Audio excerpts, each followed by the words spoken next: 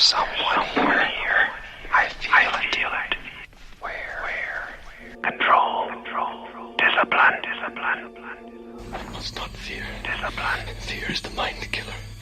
Fear is the little death that brings total obliteration. Control. Face my fear. I'm permitted to pass over me and through me. Oh my God. Ninja.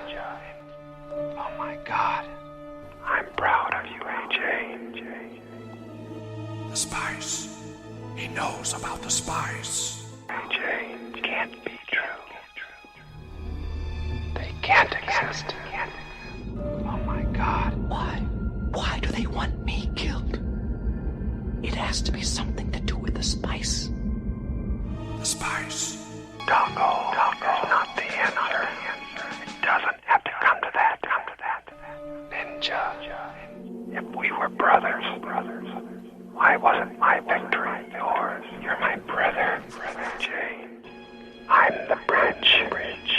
The spice. It's not too late. I can still change things. Control. Discipline. Oh my God, welcome back. Golan-globus support group here for your daily needs and your monthly needs and your weekly needs as well. What you just heard, that's a fantastic thing nowadays. People love that shit. That's what we call ASMR, apparently.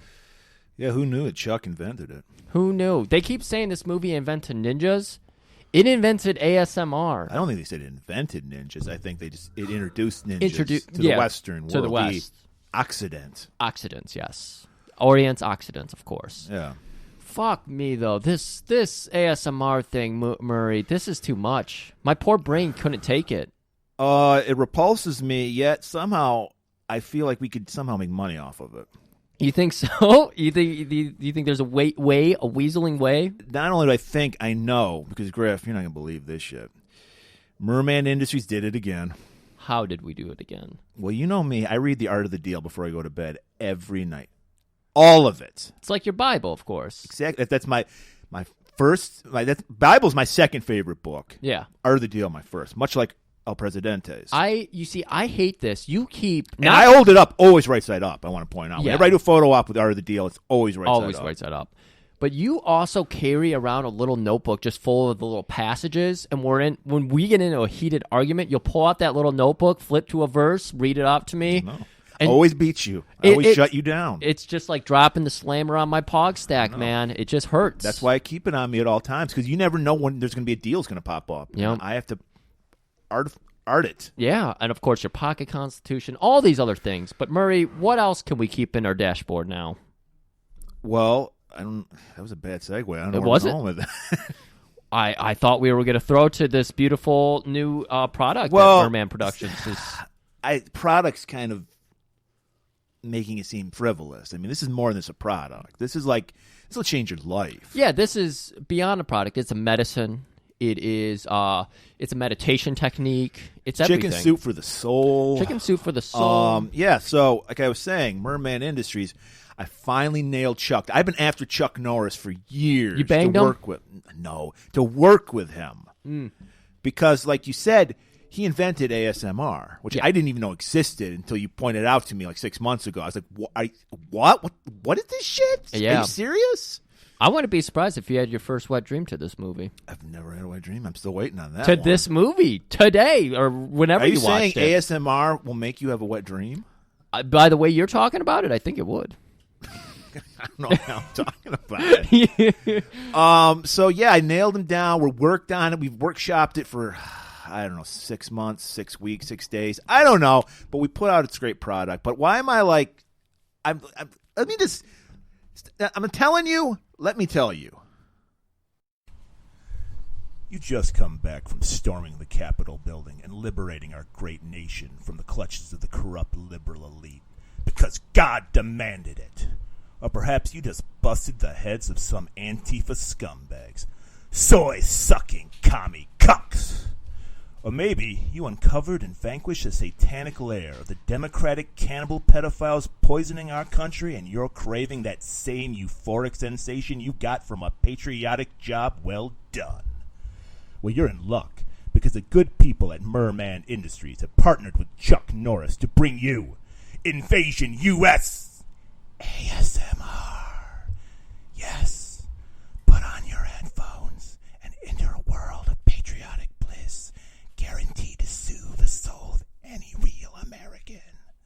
A world where you're always right and they're always wrong, where Hillary is serving a lifetime in Gitmo and Donald Trump is on his 6th consecutive term. Autonomous Sensory Meridian Response, or ASMR, is a technique invented, demonstrated, and perfected by Chuck Norris on the set of the 1980 blockbuster The Octagon, which uses certain sounds to stimulate the mind and body. But, unlike the charlatans peddling their own brand of ASMR, Mr. Norris has developed a perfect soundtrack guaranteed to stir the passions of any patriot. Sounds like the rustle of a mustache.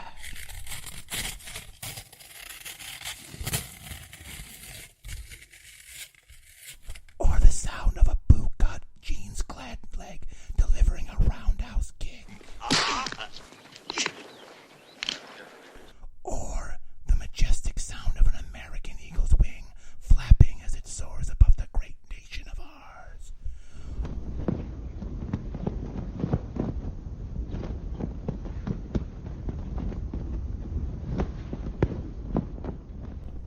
Or of a sound that's always sends a euphoric tingle up my spine. The dying breath of some Antifa terrorist after he's been stabbed in the heart.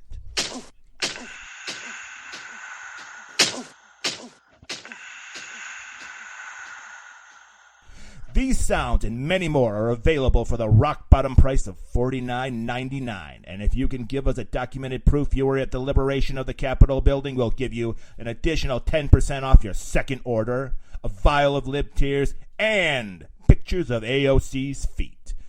Don't be a loser. Do your research and envelop yourself in the tranquil auditory bubble of Invasion US ASMR like a true American.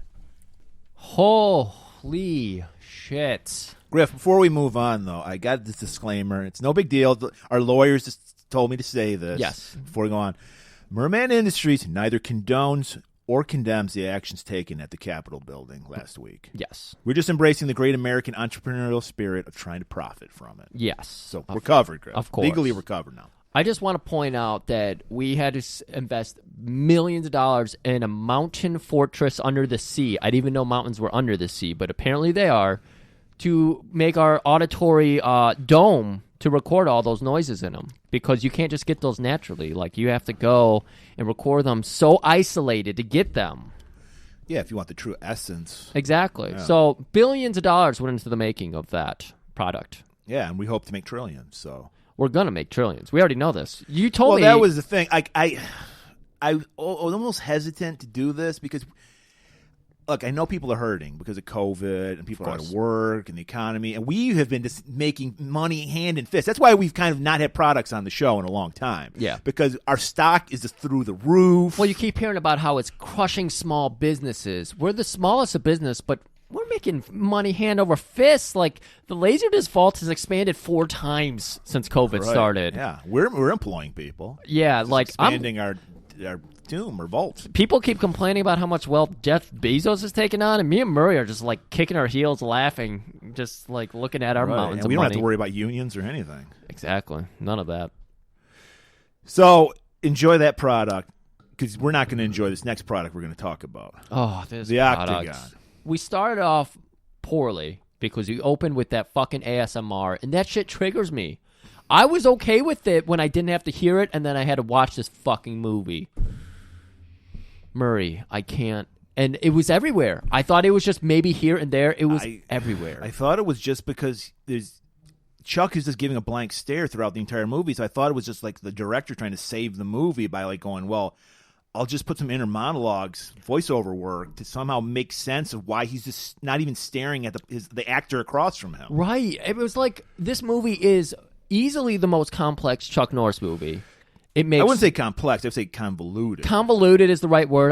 Complex makes it sound intellectual. Yeah, you know? you're right. You're right. I was giving them too much credit. I didn't want to say convoluted because we use it too much. But yes, this movie is heavily convoluted. We do too many convoluted movies. We always thought these movies were dumb that we cover. No, they're not. They're smart. They're too smart. No, this is AEW booking all over the place. None of the fucking opening 45 minutes makes any sense. There's storylines introduced that just get dropped. I'm still trying to figure out what organization Chuck works for. Yes. It's never put out there. Yeah, all we know about Chuck is he's well off. He's got money. I mean, we know he's got some money from working with us. But he's just traveling around the world. He's done with his ninjutsu fighting. He doesn't really do exhibition fighting anymore, which in the 80s we know would have brought him in a lot of money. So maybe martial arts tournaments were just raking in the dough. But I mean, just if you really want an example, go watch Karate Kid. Bleachers, 20,000 seat stadiums just filled. Nosebleeds, everything. People hanging from the rafters. Just crazy shit.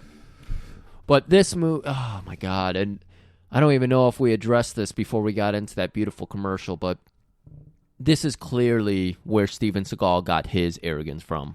He saw this Chuck Norris and was like, I like that. I think he based his fake life story on this movie. 100%. Because he goes, trains, he's a blues guitarist in this. Speaks fluent Japanese. Got it all. But in this movie, Chuck Norris has decided that 3 different women will want to fuck him. He's got... But he doesn't want to fuck them at all. Yes, he is completely chaste. He's just like... He's totally asexual. Yeah. Saving that chi. He really is. Except for when he needs it most. That was what's Well, when you start talking about hogs, but we'll get into that later. Oh, yeah, of course. Naturally. That's what gets me going every time. Yeah. Fucking Christ. And then he's got this partner who's younger, prettier. Beautiful fucking hair. I was so jealous of that hair. Incredible. That's rock star hair. It is. And he's an up-and-coming martial artist himself. I think. I don't know. Yeah, exactly. There's this whole subplot to this movie about a martial arts tournament that doesn't serve the plot at all. We're like, why is this in the movie? No. And it's so vague on top of it. It's like, well, let's put this in there, but make it as vague as possible. It honestly seemed like they had 7 different ideas for where the movie would end, but they didn't know how it would begin. So they had 7 different openings, 40 minutes. You know what they could have done, Griff? They could actually showed off the Octagon. What the movie's called, the Octagon? They could have had any kind of exhibition in there because it was kind of cool. I started writing it out in the notes like, oh, here's quadrant 1. It's like it was like water theme with wooden pads, koi telephone fish, all that shit. Telephone poles. You had to tiptoe across, and guys were, jumping down at them. But no, you see 3 quadrants of the Octagon. And there's 8. We know Octagon means 8. 8. So we only get to see 3. What's with the T's? What is it? Is there going to be an Octagon? I wonder, Octagon? this movie must have inspired UFC because they fight in the Octagon. So that's the one thing I'll give this movie because, no, it did not popularize ninjas. Enter the Ninja by golan-globus. I would love to see the Octagon actually do this style Octagon where the guys fight in different I settings. wouldn't settings. because they didn't really do it. They didn't really show off the. I was so unimpressed by the Octagon in this movie. The 3 we see, the fucking water pad ones. Then there was the ones with just like little half walls everywhere, and then the last one we get to see there's hay, and then the hay men, and just some weird setup that will not come into play later. That's about the size of a human. That's pretty much sums this movie up. Something we're seeing will not come into play later.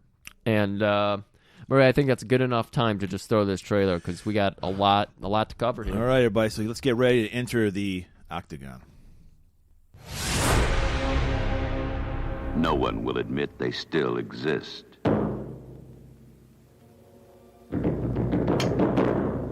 Efficient killers who work in silence, secrecy, darkness, unholy masters of terror by magic. The man he once called brother is now his deadly enemy.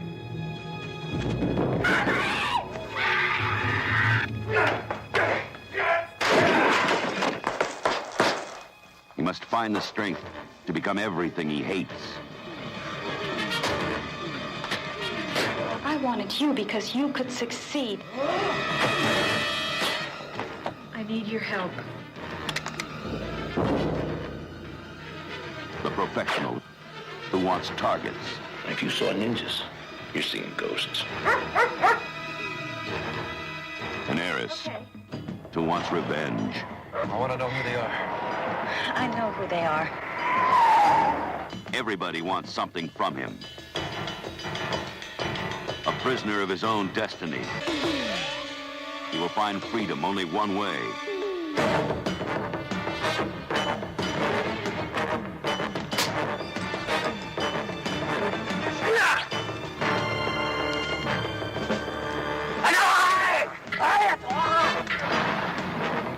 You don't torment me anymore, Sakura.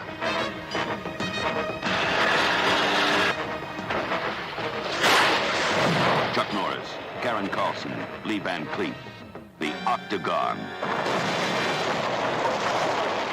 No one will admit they still exist. All right, welcome back. Great trailer. You got to hear some more of that beautiful Chuck Norris whispering into an isolated microphone. Well, we started the movie with whispering. Oh, we got to hear more of it. It's just him doing some like esoteric dog shit, fucking fortune cookie bullshit. I had to watch it with closed caption because I couldn't understand. I couldn't understand him either. Yeah, because not only does he whisper, they put an echo effect on. Exactly. So I had to watch this movie with closed captioning. I was shuddering while trying to read, so I'm shaking around. This movie, come on. So that, much like you said, a lot of the movie, this makes no sense, doesn't serve the plot, but they threw it in. Let's go ahead and just embrace this fact. They have this ninja camp that we open up with, and we are just going to cut to it for about a minute randomly throughout the movie. Right. They keep hyping up this ninja camp that basically plays no role in it, aside from the fact that it houses the Octagon. Well, we learned that all these terrorists, we got an IRA terrorist, we got your good old-fashioned Middle Eastern terrorists, and we got some like an African country terrorist. They figure to be the best terrorist you can be, you got to be okay, ninja so they were all skills. terrorists already. Yes. I'm liking this a little better now. Right. Very diverse, multiracial terrorists. Yeah. You had an Irish guy who's always, he's like, you're wrestling me, Lucky Charms. He's always like, okay. He's always like angry all the time. He was obviously an IRA terrorist. I hope people listen to this instead of watching the movie, because we're going to make this movie sound amazing. Right. And that's what we do. Yeah. I mean, that's why we're pros. So, like you said, we're open up, multiracial. I did not realize sex, gender, I guess, because we have women, like there's equal women, opportunity. Yeah. Oh yeah, they're bringing in everybody. Everyone can be used for anything when it comes to terrorism. So we're seeing them all being ushered into the ninja camp, and we see the Octagon in the background. Oh which yeah, never comes into play. Barely. We never see anyone training in there. Nope. Actually, I think we do, but it's not. It's like, wait, is it in the Octagon or is it just in a random field? Because it's. I don't know. So all we know is that this is where you become a super terrorist. These are just low level. These are minor league terrorists. They're going trying to get the majors. See, if this movie knew what the fuck it was doing, they would have been out. We would have seen them out in their respective countries doing shit.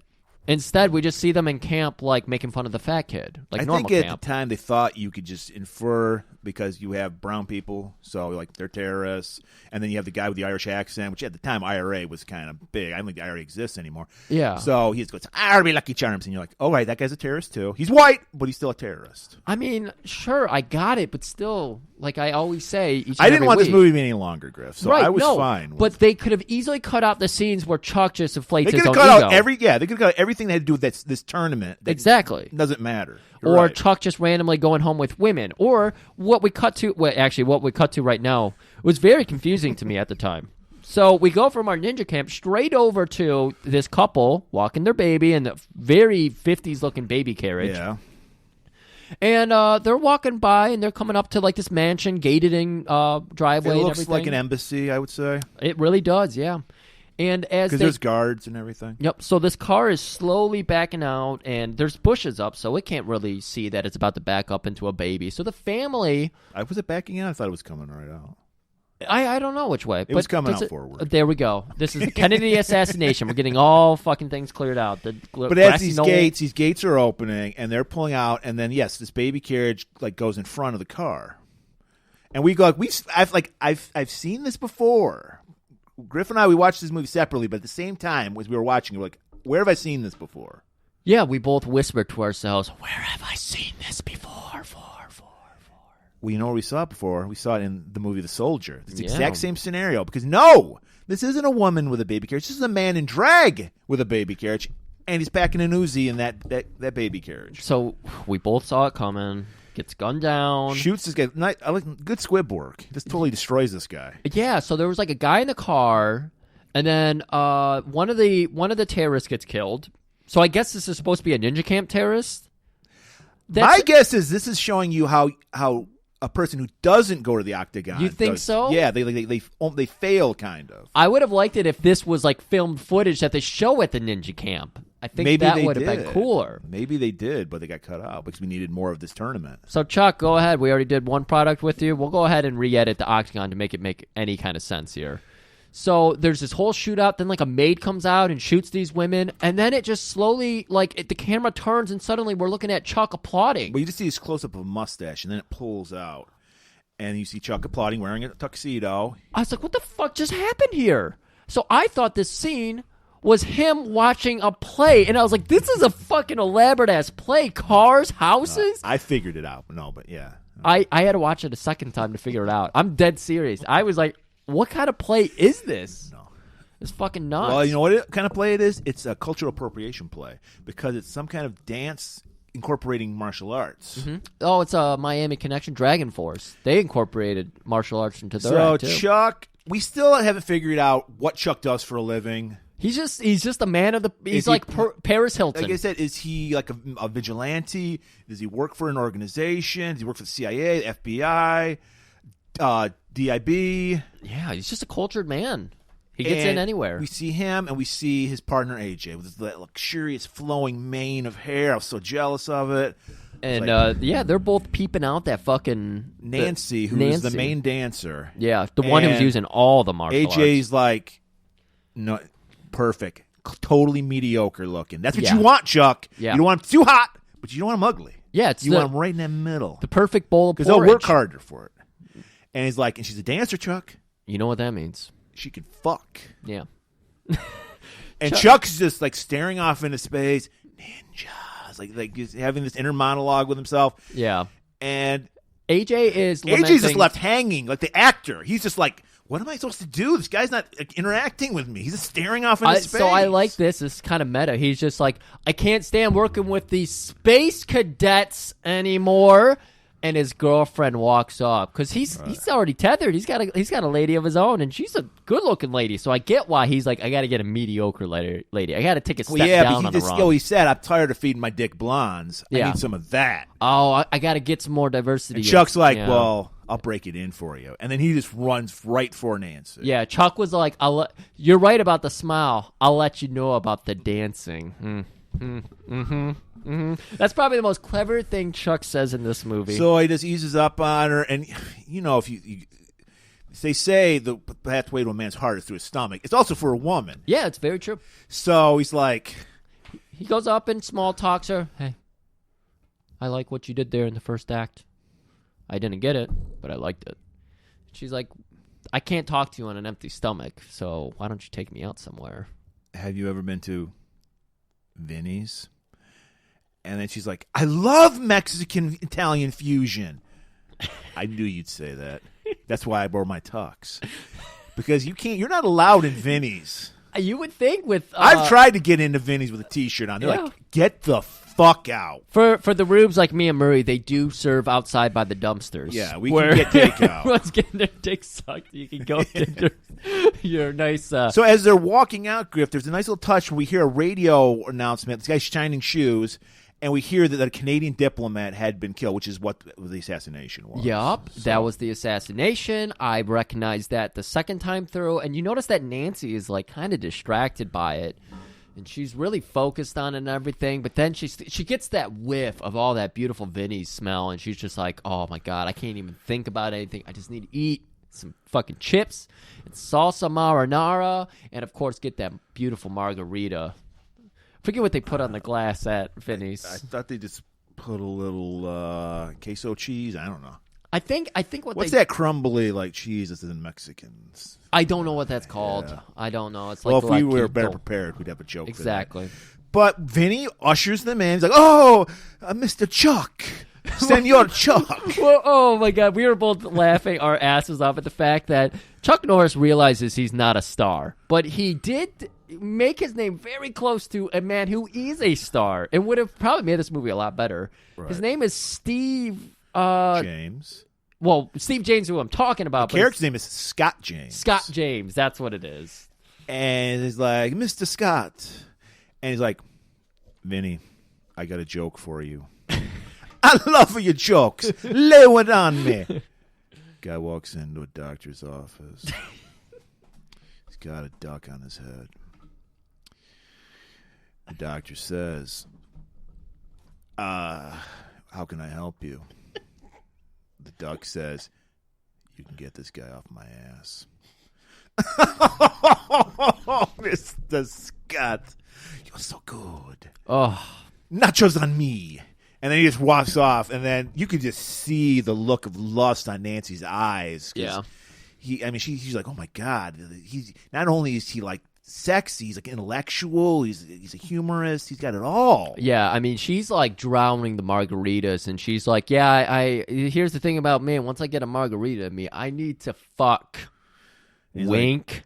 He's like, before we get to fucking, because we learned that Chuck never gives up the chi. Yeah. He does not fuck. He changes the subject, and he's just like, I noticed you culture appropriated a lot of martial art moves, and they were okay. Yeah. I could have done they were better. Just fine. And she's like, well, my brother also was a martial artist. She's trying to get in with Chuck because she knows he's a martial artist. Yeah. So she's like dropping it. He knows Guan Chang Dao, and he's like, I've heard of that. Yep. And so it's going nowhere. It's the worst date. It's so awkward. Yeah. It's just mumbling along. She's just fingering her glass, just drowning one after another, just like, can we just fuck already? I mean, the night's getting young. Wait, the night's getting old. Going the wrong way with that one. Right. And so finally she just like, all right, look, I've already had 3 pastrami sandwiches with the jalapeno chips and the nacho cheese sauce. She's going to destroy that toilet tonight. She's like, let's get it over with before I got to drop a deuce. So she's like, let's get back to my place. I live with my parents, by the way.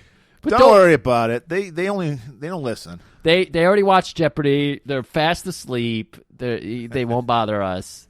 And so Chuck's like, well, okay. He's just So he's droopy dog. He's just going along with it. That's Robert Ginty. But so they show up at. He's very Ginty-esque in this movie. He is very Ginty-esque, and he didn't try to fuck his sister. But they show up at Nancy's parents' place, and they walk in, and he's like thinking. His ninja senses are all a tingle. Yeah. His sexual organs aren't tingling, but his ninja senses are tingling.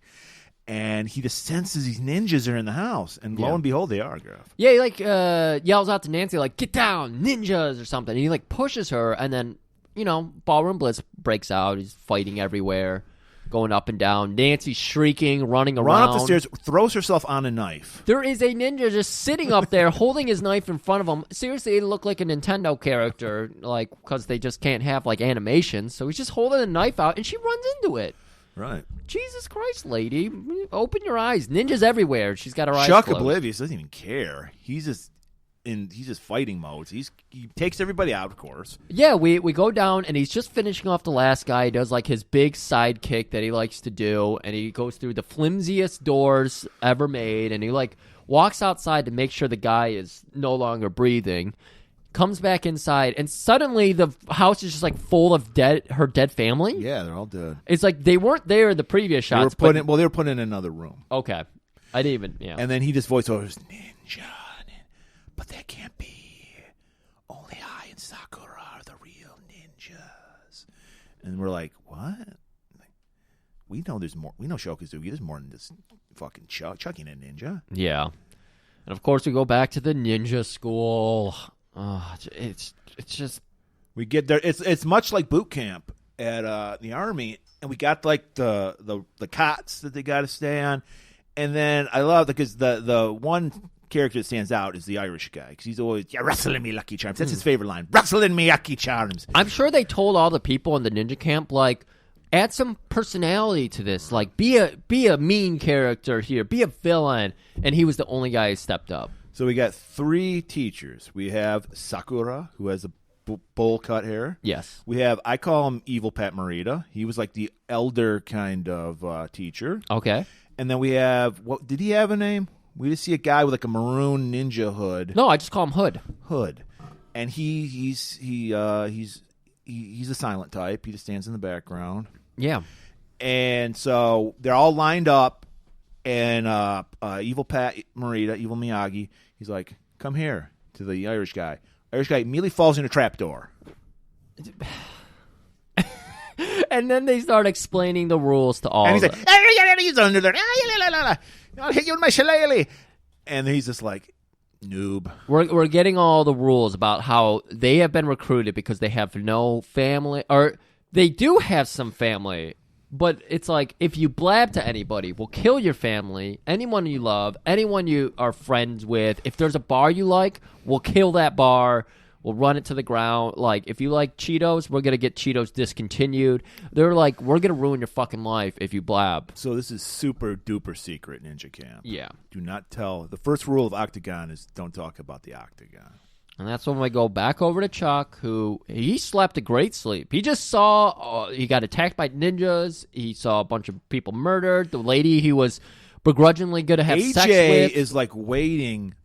How'd it go? Tell me every detail. Do not spare any detail. Chewing through his nails, just excited to hear about this lady because he lives vicariously. This is AJ's character in the movie. He lives through Chuck. He's the little brother. Yes. Yeah. Even though he's got his own lady, he's a martial artist himself, he lives through Chuck.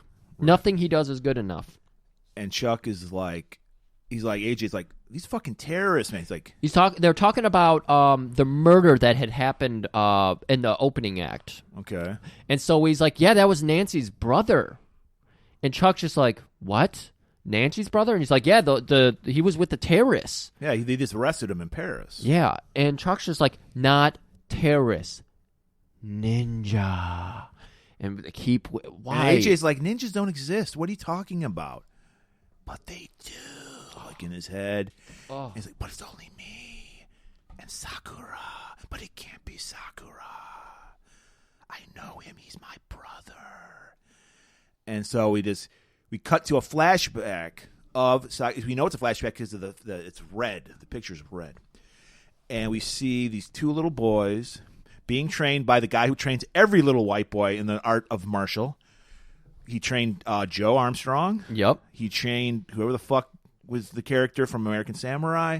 And now he's training little Scott James. And we see there's tension between little Sakura because this is his dad. And his dad is like, you're Shane, he's Kane. Yeah, it is true. He puts Chuck up on a pedestal. And so that's just it. We get a little taste of what the Sakura background. Yeah, and we go back to Chuck, who is, again, just going through the inner monologue. I'm not going to try to whisper it because it's fucking awful. I'm done with ASMR bullshit. But he's, like, telling himself, my buddy McCarn, played by Lee Van Cleef, who's probably one of the saving graces of this movie. Lee Van Cleef, great. You know, I get it, Griff, I didn't get it when you wanted to get a hoop earring as a kid because of Jean-Claude. But when I saw that fucking dangling, gigantic chunk of gold dangling from Lee Van Cleef's ear, I'm like, I got to get myself a fuck. I don't know. That's not even, a hoop doesn't do it justice. I don't know what you call that. I think you had it better. A ring of nug. It's just a big old nug ring. It was. It was amazing. And yeah, no. Because we know Lee Van Cleef, he was, I remember him best as Hulk, the warden from Escape from New York, but he was also he was the bad and good, the bad and the ugly. Right. So. I was going to say, it's funny that you bring up that instead of like a Western. But of course it's, your preference. But yeah, he's going to go over to McCarn, who is a anti-terrorist special. We think. I don't know what Well, that's what his monologue told us. Okay. That is, yeah. I don't know what his motivation is from scene to scene. I think he's a villain one scene and then a good guy the next. Okay, I'm getting a little bit better. Maybe it's because he's the bad. I know him as the bad from the good, the bad. Yeah. I assume that he's sinister. I'm starting to get a little bit more because at first I thought he was banging like the woman who died recently. I didn't think it was Nancy. I thought that was Justine. So I was like, I don't get this whole thing about Nancy. So he's going to go to McCarn because he wants to ask him about the ninjutsu and, get the inside scoop on that. And before they get into it, we this is where we first start talking about this tournament that doesn't serve the plot at all, where we learn that Chuck apparently took a guy's eye out the last time he was in a tournament. Motherfucker, what? And McCarn is like, look, just forgive yourself. The guy, he has one other eye. Maybe it was Snake Plissken. And he's just like, it's no big deal. We need you in this tournament that serves no purpose to the rest of the plot. Wait, McCarn was trying to recruit him for the tournament? Yes. Well, he was just like, forgive yourself. You know, Okay. like the world needs your fighting so badly. I thought they were like... That was like the opener. That wasn't just it, but that was Yeah. like his opening, his warm-up. I thought they were like counter-terrorists together. I don't know what Chuck does for a living in this movie. Well, that's what I mean. I thought he's like a retired counter-terrorist. Sure, I'll go with it because I have no idea what Chuck does. Yeah. So, but I'm just saying that was like the opening thing. He was just like, because I guess he thought Chuck was kind of moping. Yeah. And he's just like, look, just forgive yourself. You took a guy's eye out. Big fucking deal. Yeah. Maybe he was in one of those, that sword thing from the Ring of Steel, I think we did, where the guy got stabbed in The the fencing eye. store? Yeah. Yeah. A foil, I believe. So Chuck, if my theory that he used to be a counter-terrorist, if I'm trying to go on that, this makes no sense because Chuck then condemns McCarn for killing for a living. And he's like, well, the living's good. There's lots of people to kill. I just killed enough. And he's got, I swear he was in a house with a bunch of animals. Yes, he was. And he was like, I hate people who kill animals. Yes, I didn't get it. I was like, man, is this not his house? So we're going back to our friend from Conquest who wouldn't kill animals, but he'd eat them as somebody else. And he was all He's fine like, with killing I a won't human. kill these animals, but if someone gives me a fucking mounted deer head, I'm putting it up on my wall. It looks cool. It just looks cool. It makes my earring look all the better. So, okay, I'm trying to follow this whole scene. So he's upset that he still is killing for a living and wants to recruit him. And then Chuck is also upset that Randy is working for McCarn. Who's Randy? I don't know. He made it to the notes. Your notes is the first thing I've ever heard of Randy. Yes. I don't know. And again, I had to watch this with closed captioning on. Maybe Randy was the guy who took his eye out. I don't know. Maybe. And all I know is Chuck leaves here. I don't think he got any new information. No, I didn't. I know I didn't. I have no idea why this 10-minute scene happened other than we hire Lee Van Cleef and we need to have him in it. So we cut back to this tournament that hinges on Chuck being in it, apparently. This is amazing. I wanted to leave this point out, but then I listened to the context of it, and it's just like, no, you got to put it in here, because this is him in his Seagalist moment of this movie, I think. Right, we get a scene. Big actor Ernie Hudson, who I guess is best known as everyone's favorite black Ghostbuster. Did he not look buff as fuck? He was. I didn't realize he was a buff man. And he just happens to be walking by AJ. Was it AJ? Yeah, AJ, who, again, Chuck is not on scene. So, like our Starsky and Hutch episode when characters were not on screen, they were sleeping. In this, we have AJ, and when he's not around Chuck, he's just biting his nails constantly. His fingers are just a mess because of it. And he just goes, hey, aren't you that guy that hangs out with Scott James? Have you seen him? Is he near? Please tell me he's going to be in this tournament that I'm going to be in too, because he's fucking amazing. Yeah, I don't care if he rips my eye out. I will witness as much as I can with one eye. And AJ's like, well, I'm trying to get him to join, but I don't know. And he's like, you better get him in, because he's fucking amazing. And that's it. It was just like to blow smoke up Chuck's ass. And then we go back to the ninja camp where they're just cutting up fruit. They're throwing fruit There's at a lot each other. of melon abuse in this. A lot of melon. Because it's just melons. They chop melons with some katanas and then with sais. They stab them. Yeah, fucking And Hood, we'll call him Hood, he's doing it. He's just like demonstrating how to make a fruit salad, apparently. It's so weird. And then we go, what's Chuck up to? He's just driving. He's on a nice stroll. He's just driving through the countryside. And he comes across a damsel in distress. Right. And her car, like the one wheel is barely over. It's, like a cliffside because we're like up in the rocky California mountain terrain here. Yeah. And so he gets out, he's going to help her out. She just so happens to be fucking wearing that big old fur full-length jacket. Yeah. No, it isn't a jacket. It was a full-length mink. Okay. And, and you can tell she's a classy lady. She is a classy lady. And she's like, hey, you think you can help me out? And Maybe. Chuck is trying to think over what he can do to help her out. And he's like, you know what? Our car's about the same, width of, the whatever, horizontally sound. bumper to bumper. We can do that, and we can push you right our out. bumpers match up. There's Yeah, a our lot bumpers- of like double entendres going on. A little bit. Murray missed it, but then I clued him into it, and he's like, "Oh my god, How could I not see this?" Because she's like, "How about you get in my car and I push you?" how about I bump your rear?" So this is some pegging kind of thing going on. She's seeing is he open to that? Yeah, And he is open to it. he's very open to it. He's like, "Yeah, stranger, here are the keys to my car." Yeah, And then she shows that she can drive. So now we're like, well then like I'm thinking as a viewer, like, wait, she can drive. So why was her car stuck? I don't know. The biggest clue that this is sexual is the fact that Chuck says, "My safe word's ninja." I'll scream it out if we're in I trouble. thought it was melon. Melon. And while he's in her car, he pulls a griff. He can't help himself. There's some mail there. We know this is a federal offense, by the way. It is a federal offense, yes. And he just starts rifling through it. Like says Justine something or other. He's such And he gets her address. He goes one further. This don't is even such go. a tired way to get to the next scene Yes. because he needs her address. It's awful. It's terrible. Yeah. This is terrible storytelling. So yeah, he pilfers that. But then the other thing he does that even I won't do, he switches her preset radio stations. Oh, that's awful. It's fucking awful. Yeah. And he puts it on like some religious channel to even make it worse. Okay, they push the car out. They get it near the road and everything. She gets out, and they have a good laugh. And she's like, "All right, well, hey, we should meet up sometime. You know where Vinny's at. How about 8 o'clock?" He's like, "I've already taken my Pepto. I'm ready for that shit." So she takes off, peels out, takes off. He goes to his car. His keys are gone. How the fuck does this happen? This is bullshit right here. This is so So he apparently hails a cab in the middle of nowhere. He walked it, I thought. No, he got a cab. I thought the same thing, but who fucking knows how far she lives away from That's a here? good point. But no, because she even because this is the movie. They got to like tell you everything. She's like, "Oh, I see you got a cab." Like, yeah, okay. So, and she's got a little Adobe, or as Griff will call it, Dobby. A Dobby, yeah. Little Doberman. I don't know why. It doesn't play into the movie at all, but we see that she has an attack Doberman. So many details. I'm waiting for him to no like sense. karate chop it. And doesn't have Oh to. no. But he's just like, "Hey, you got my keys." The flirting continues here, and she's You like, can call it flirting. I know it's pretty bad. "It was awful." Yes, you're right about that.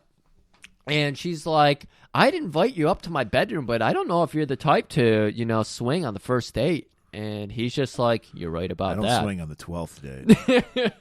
And then a minute later, she's like, "You would come upstairs with me, though, would you?" And he's like, "If you're inviting me." Again, with the, we're taking it both ways here. And this, again, Well, plays that's the into thing. He's playing along, and then he gets offended by it. Because he's just like, I get, like, she's like really like laying it on. He's like, yes. I guess that would make you a whore, and me like a bitch or something. Like you could fucking like play with my mind with your pussy. It's insanity. Like, this movie is all over the place. It's not us. It's this fucking movie. So he just takes his keys and leaves. Cut to our buddy AJ's on the docks. We said it once, said it a million times. Nothing good happens on the docks. And we see a guy coming in who is a friend of Nancy's brother. And I guess he's a wanted suspect. Yeah. Also with his terrorist shit. And I didn't even realize this when we were talking about the multiracial ninja group, terrorist groups. This is Johann, a German terrorist. And he's just minding his business. Just got off this fucking boat. And AJ's tailing him. Of course, this is where terrorists would get dropped off on the docks like this. Right. Oh, come on. He had like a pea coat on, a little captain's hat. Yep. They walk into this warehouse where... Well, not anywhere else. This was Tetra Imports, Griff. I noticed. I was going to say the Rav fucking coffee was everywhere. All that coffee. All the coffee bean. You can get a lot of Coke in there. And this was like the most ridiculous scene because, okay, what was this, Johann? He was literally 5 feet away from AJ. McCarn shows up, puts a strangle line on him. He's like, AJ's not hearing any of this. Nothing. He's just like, For the first time in a going movie, someone's getting strangled or stabbed, and they're making lots of noises. And AJ, again, because Chuck's not around, his senses are just completely dulled.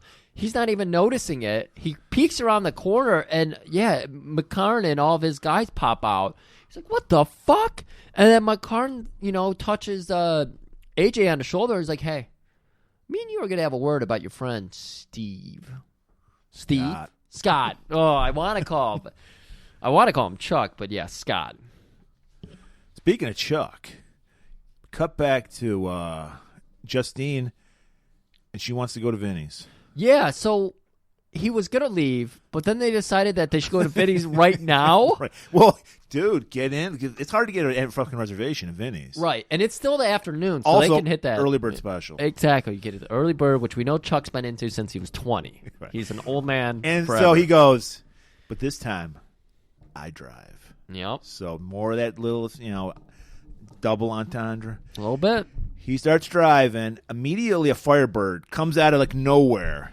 Most obnoxious Firebird with the full fucking Firebird logo on the hood. It's bright ass red. It stands out like a sore thumb. But this is what McCarn's crew apparently uses. Right. Well, we don't know that. We just Yeah. know there's some ne'er-do-wells, and they block Chuck, and then Chuck uses his driving skills. We get this. They're just driving around these winding roads. Nothing really happens. Nothing. Yeah. Then a limousine blocks the Firebird. I don't know. Chuck gets away. Suffice it to say. Yeah. Because he's amazing. He can drive. He can fight. He can't fuck.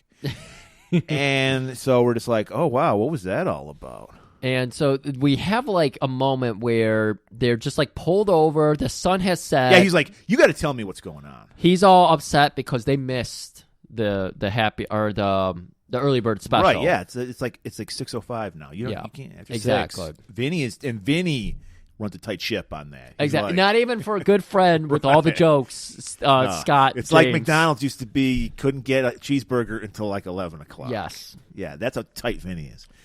And we put up with it because Vinny's food is so damn good. Exactly. Look, soup Nazi. It's like you just follow the rules. It's okay. But Justine reveals that she is a publishing heiress. Yeah, and her father was murdered. Yeah, by apparently a ninja squad. Right. And so this ninja squad has been sending her nasty letters because she took over the business, apparently. And she's trying to expose them. And we learned at the Octagon, they don't like people talking about their business. That's right. So she's like, look, there are 3 ninja schools. I've already shut down 2 of them. Yeah. I've had them killed, destroyed, but there's one, I'm going to say somewhere in the Central America region. Yes. I need your help to destroy this. Yeah, I need. Because we learned from Enter the Ninja, only a ninja can kill a ninja. Yeah. And of course she says, he's like, why don't you have any security guards? Because he doesn't know about the McCarn people. I only revealed that to help people with this fucking movie that's insanity. So he's like, why don't you hire any help? You should have bodyguards if people are sending you threatening letters. And she's like, I got Dobie back at home. It's no big deal. It's no big deal, really.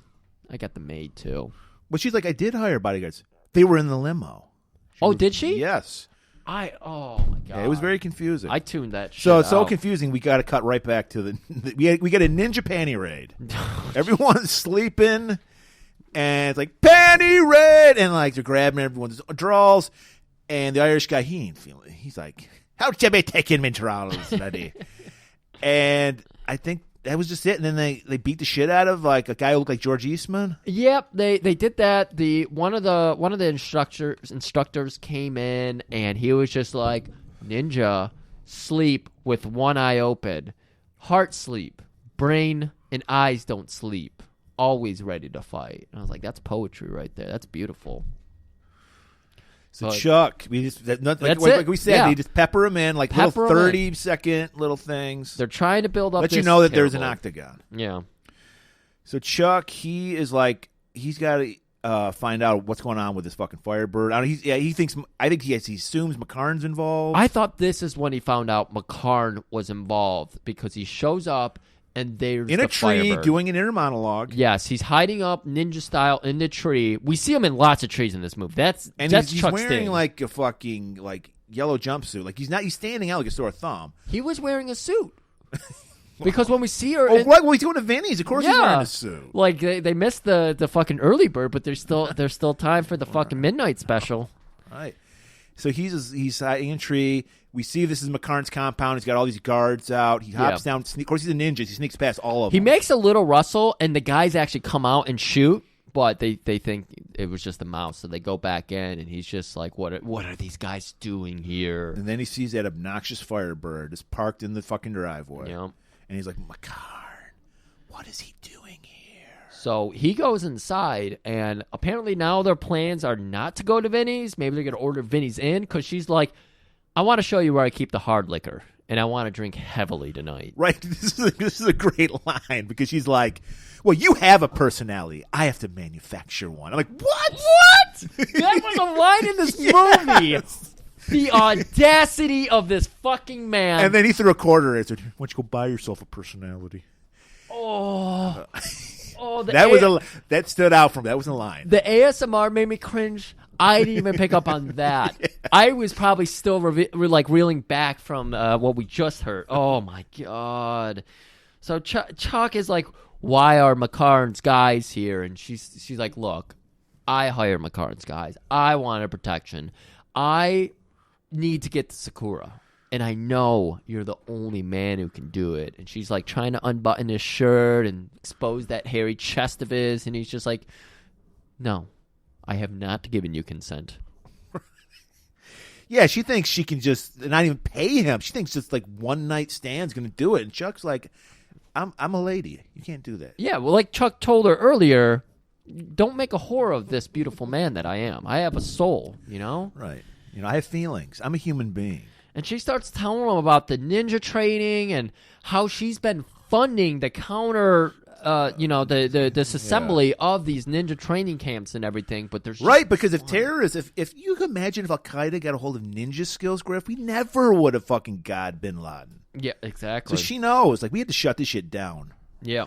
And then so Chuck just walks out. He's offended. He's like, well, I never. Yeah. And he just. Justine is lying again. Not you, Sakura. Because he knows he still can't believe that, even though he's had his tension with Sakura, he can't believe that he would do this. He still believes he's honorable. Yeah. Okay, so we get some AJ action again. I want to point out when at that line where she's like, he has a personality. He says, "I don't drink." He goes straight to a bar. He did. Yeah. So he's just nursing a Shirley Temple at the bar. Must have been. AJ pops in. He's always looking for like a lonely woman, and he notices Chuck. So he's like, "Hey, I got some of that news about Nancy. You're not gonna believe this shit. Yeah, she was a courier for these terrorists." What? And so we learned that her and her brother were couriers, and they had to be taken out because when you get involved, you can't just walk away. Yeah. And apparently AJ is just like gung-ho. We need to get in there. We need to bust up these terrorists. Think about it. We could join DIB if we do this. Sho Kazugi is in DIB. And that just incenses Chuck. Because he obviously has like some professional jealousy of Sho. Oh, big time. I mean, Sho towers over him. Right. Like by 9 inches or so. So that does not work for Chuck. In 2 ways. In 2 ways. Oh, boy. And so, yeah, he's tall for an Asian and hung for an Asian. I got to tell you, there's a third way. I hear Sho can hold Vinny's. He doesn't shit afterwards. Wow. That's impressive. It is impressive. So, he's just like... Chuck's already been, he's let himself out, called, he told himself, walk, and then just walked up. Yeah.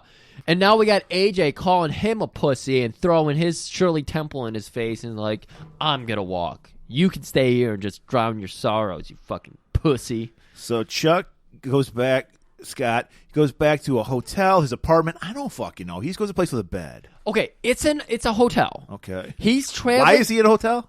Because he's traveling around. Him and AJ travel to tournaments that AJ participates in. And he refuses to? And he refuses to. Maybe he's a promoter? While this is going on, there's a character that's totally superfluous named Sharky, who is running these mud show tournaments. Who's like, hey, have you seen Scott? Have you seen Scott? He says everyone he meets, have you seen Scott? He's looking because he knows Scott's going to save his mud show tournament. Oh, my God. It's so bad. And we go back to Chuck, who's settling in at his apartment. He reaches in for I thought it was a hotel. I meant to say a hotel. Okay. Excuse me. He's settling in at his hotel. He's reaching into that drawer, going for Gideon's Bible. But, of course, he accidentally pulls out a newspaper. He's like, oh, I got an idea. Because he wants to get a little He's more thumbing through the latest issue of Soldier of Fortune magazine. Of course. Yeah. And he wants to get a little closer to this whole thing because he's interested in what's going on with Sakura. Like, it's got its interest. And so he's like, I'm going to do my own research here. So he's looking through Soldier of Fortune, and of course in the back, they got the want ads. The want ads, and there it is, the want ad for, we need Soldiers of Fortune, we need you, all of our militiamen. Here's a number, and there's just dollar signs. I wonder if that magazine still exists. It can't. It's got to be like internet shit. I don't know. Oh, God, I can't, it's hard to believe Soldier of Fortune magazine existed. I just love that he calls up the number. A man answers, hello? Yes, I'd like an assignment. All right. That's all. That's it. Well, get ready to audition. Your audition set up tomorrow. Okay. And when we go back to the camp, we got to go to Camp Ninja again. Right. So we got a French terrorist, and he's just not feeling it. He's like, look, all right, I've mastered the art of chopping a melon. Yes. Can we learn how to kill people? Yeah, they're like sparring. Because we learned, because AJ even said, when they're talking about ninja training, it's like, they just let you play with a bow for 3 years before they give you an arrow. I mean, that's how, so. Yeah, you just have to draw the bow and everything. And we learned that Sakura, he's feeling some stress because they got to get this new class out because the next class is coming in. So they're really just I didn't even realize there was motivation here. Yeah. I thought they just were like, we need to terrorize faster. Profit margin's going down. No, he said a new group of recruits are coming, so we got to get this fucking class out. Okay. Yeah. And so he spots Frenchie. And they got sparring partners, and they're going at it and everything. Got the pugil sticks and but shit. They see Frenchie, and he's half-assing it. And Sakura gets down, and he's like, Or maybe it wasn't his Sakura. reputation is on the line. Yeah, exactly. He told everybody, I will make your terrorists super ninja terrorists. Exactly. Right. And so he's like, it might have been his right-hand man here. Or Hood, maybe. I think it was Hood. Okay. Hood gets down there, and he's like, here's how you kill a man with a sword. Well, he didn't say anything, but he's yeah. We know this because of an inner monologue. It goes into our brain. And so he says so much with his body, I thought it was Billy Drago. Yeah. It could have been. So he starts beating the guy with a stick, just demonstrating, like, this is how you should be doing it. And Frenchie's just like, I hate being beat around by you, motherfucker. So he's like, I'm out of here. I'm done. And he just starts walking off into this fucking, sunrise. And, that's not going to work. Yeah, because Hood just throws a shuriken right into his fucking neck. Kills him. And that puts a little fire under the asses of the rest of the recruits. So it worked at double fold. We got rid of a chump, and we're motivating our recruits. And I like this because we don't immediately cut away from Ninja Camp. Instead, did we even point out there's a attractive brunette who's just like in the background, like learning to. Yes. Yeah. I guess this is what all the Ninja Camp scenes are supposed to get us interested in, as they keep showing this brunette. And you're like, oh, what's going on with her? Because whenever anything happens, they cut to her reaction to it. Yeah. And so instead of cutting away from Ninja Camp, we actually are playing another game with them. They're trying to find the dead body in the field. Right. So all the ninjas are running around. The guy finds it, and he runs up to it. And out of a hole next to or under the dead body, a sword pops out and, like, stabs a guy. Or maybe it wasn't a real sword. They just threaten him. Okay. Don't kill him. But, yeah, it was a dead body trickery. And, of course, the right-hand guy comes out, and he's like, this is an old ninja trick. You just kill a guy, lay him over a hole, and then, like a trapdoor spider, you pop out. Right. It's the best trick in the book. Like bait. Yeah. And everyone, you see all the class, they're just like, oh, yeah, I see how that would work. And, of course, since it's, like, ninja stuff, you got to throw a little fortune cookie now. It's like, this is the illusion of life. And then he walks away. Everyone's just like, what? Now, I did laugh a little bit at this scene. We're back with Chuck, and he's walking into He crashes a square dance. Yes, it's just like any fucking little fake-ass downtown area that a suburb would have where there's nothing in it. That's what all the suburbs around here look like. And he walks into this storefront. We don't know what it is. It's unmarked. Yeah. And we go inside. They're square dancing. It's like, what's going on here? And Chuck's like, I'm looking for Beatty. Oh, he's in the back room. Yeah. And then it's like a labyrinth in here. And then Chuck's just at this weird. Chuck is like, I thought there were dollar signs in that ad. What's going on? He's already worried. It's suspicious as all hell. I mean, they're peeing in a bucket in the corner. Like, this is an established. Well, yeah, the water's not working. It's turned off. Of course, yeah. So yeah, this is Beatty, and he's a weird. He looks like I don't know what to say about him. He's got like a nerd. suit on. He's got slick. He looks back like hair. a geek, as Samurai Cop would say. And then he's got a strong man with him. Well, a man. I don't know if he's strong. It's supposed to be his strong man. Yeah, we see a lot of these in movies. Cowboys, they're tough. He's got a cowboy hat on. And so he's just eyeing down our man Chuck from the corner, and he's just looking him up and down and up and down. And Beatty's like, "I'm gonna need your name, good fellow." He's like, "Oh, it's Ryan Tannehill." He's like, "That sounds like a fake name." Does it? Is your name Beatty? The guy's like, "Well, shit! I didn't expect you to throw that on me. You clearly cut this for this is like work." in like an American Idol terms. This is like they don't get to see Simon yet. This is like the first audition. So he's just seeing Beatty, and they're like, "Well, sir, your ID checks out. Yeah, we'll get a hold of you. Yep, be by the payphone by at 8:00 on Thursday night. We'll give you a ring, and we'll go from there." So Chuck takes off, and then Cowboy goes, "You know what the fuck that is? That's Scott fucking James. You ever seen him in the tournaments? He's amazing." Yeah.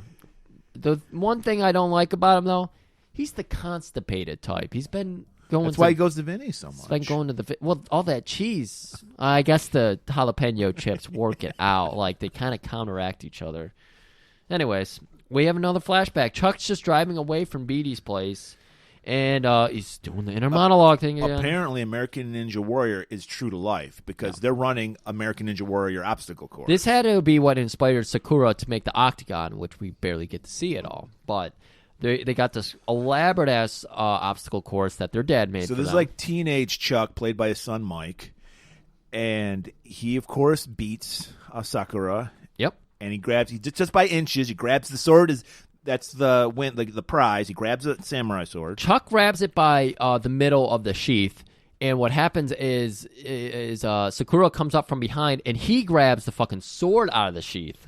Right, because he's jealous because he's the Shane to his Kane. Exactly. I mean, you can understand that. I can understand that. Your father loves a fucking Gaijin more than you. Exactly. And that immediately incenses Sakura's father, and he's like, "You're dead to me. Walk!" And then he tells Chuck, "You gotta leave too." In fact, he's now your enemy for life. If you ever see him, kill him. No, he says, do not ever see him again because you cannot touch him because he's your brother. Oh, okay. So it's like he is your enemy for life, but you can't kill him because he's also your kin. What? Okay.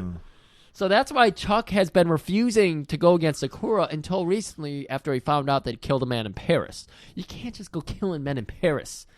Not while Chuck's watching.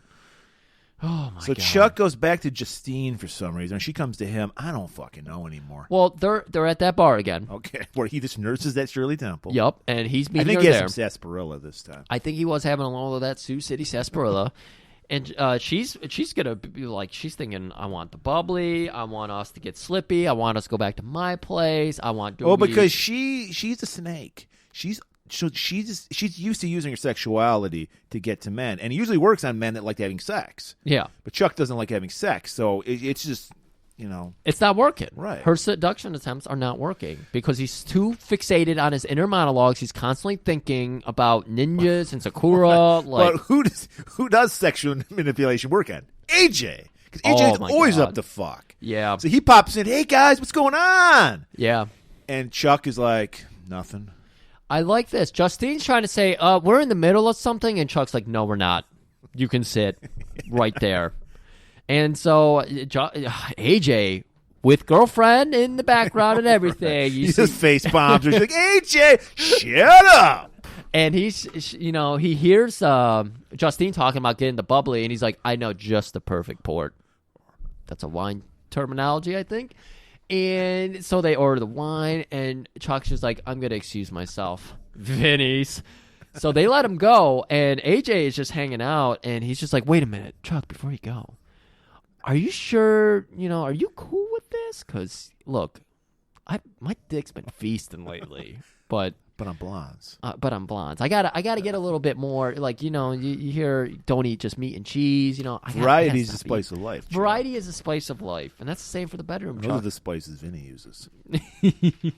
So we cut back to the Octagon. We're having the ninja graduation ceremony. There's balloons, everything. They throw their katanas up in the air, and then they watch out when they come raining down on them. And we see that attractive brunette, Aura. We never learned her name. I was going to say we learned her name. We never learned her name. They do not We say learn her it name. at the credits when we see Aura. Exactly. And we relate it to the actress that we barely recognize. And they're all like, go off, children. You're ninjas now. So they put them back in their flannels and everything. And they're like, what? Fly. Are we ninjas? What? They're like, How confused. are we ninjas? We've been here like 3 days. All I know is how to cut a melon. They'd even...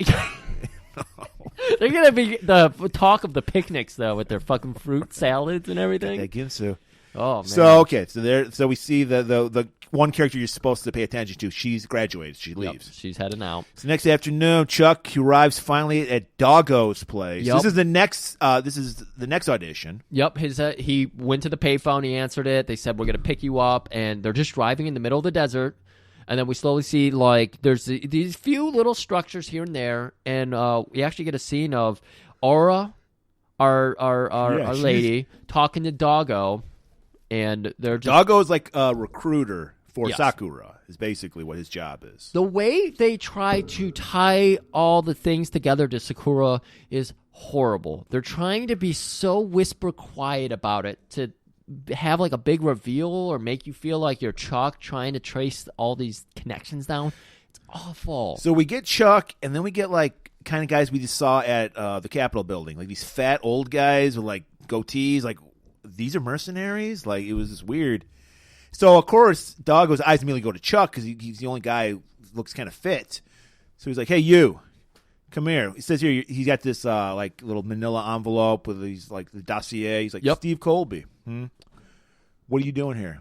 Yeah. He's like, "I want to learn from Sakura. I hear he's the best." I've done some training on my own. I've gone down to the docks. I've beaten some people up, but I want to fight better. I want to fight the best, and I hear Sakura's got him. And then Doug was like, let's see how well you can fight.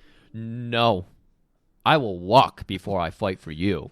And then he's like, he looks to his buddy who's got like a mop top of blonde hair and a cheesy stash. I mean, if he's going to be Doggo, this guy's got to be like Kangaroo or something because he's, Well, he's Aussie. Yeah, he is. And he's played by Richard Norton, who is, I don't remember the character's name, but he was the main villain in Jim Kata. Oh, yeah, okay. And he also plays, spoiler alert, the hooded guy, the hooded ninja in this movie. In this very movie. But he's like, all right, mate, I'm going to fuck you up. And Chuck just kicks him in the dick. He immediately falls over. Yeah.